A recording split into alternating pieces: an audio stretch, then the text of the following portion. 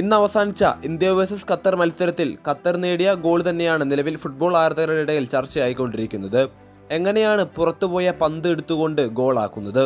അക്ഷരാർത്ഥത്തിൽ ഞെട്ടിക്കുന്ന കാര്യം തന്നെയായിരുന്നു ഇന്നത്തെ മത്സരത്തിൽ കാണുവാൻ സാധിച്ചത്. പുറത്തേക്ക് പോയ പന്ത് ഉള്ളിലേക്ക് എടുത്തുകൊണ്ട് അത് പോസ്റ്റിനുള്ളിലേക്ക് അടിക്കുകയും റഫറി അത് ഗോളായി അനുവദിക്കുകയും ചെയ്തു. കൂടുതൽ കാര്യങ്ങളിലേക്ക് കടക്കാം. അതിനു മുമ്പ് നമ്മുടെ ചാനൽ 50K സബ്സ്ക്രൈബേഴ്സ് എന്ന് പറയുന്ന വലിയൊരു മൈൽസ്റ്റോണിലേക്ക് തന്നെയായിട്ട് ഇനി കുറേയധികം ദൂരമുണ്ട്. അതുകൊണ്ട് തന്നെ നിങ്ങൾ മാക്സിമം നമ്മളെ സബ്സ്ക്രൈബ് ചെയ്തുകൊണ്ട് സപ്പോർട്ട് ചെയ്യാനായിട്ട് ശ്രമിക്കുക. നിങ്ങൾക്കിപ്പോൾ സ്ക്രീനിൽ കാണാവുന്നത് പോലെ തന്നെ ഖത്തറിന്റെ താരങ്ങൾ പുറത്തുപോയ പന്ത് ഉള്ളിലേക്ക് എടുത്തുകൊണ്ടാണ് ആ ഗോൾ സ്കോർ ചെയ്തിട്ടുണ്ടായിരുന്നത്. ഇതെല്ലാം മാറ്റിവെക്കാം. നമുക്ക് ഇന്ത്യയുടെ ഭാഗത്തിലേക്ക് കടന്നു വരികയാണെങ്കിൽ ലാലിൻ സുവാലചാങ്തെ 37-ാം മിനിറ്റിലായിരുന്നു ഇന്ത്യക്ക് ലീഡ് സമ്മാനിച്ചിട്ടുണ്ടായിരുന്നത്.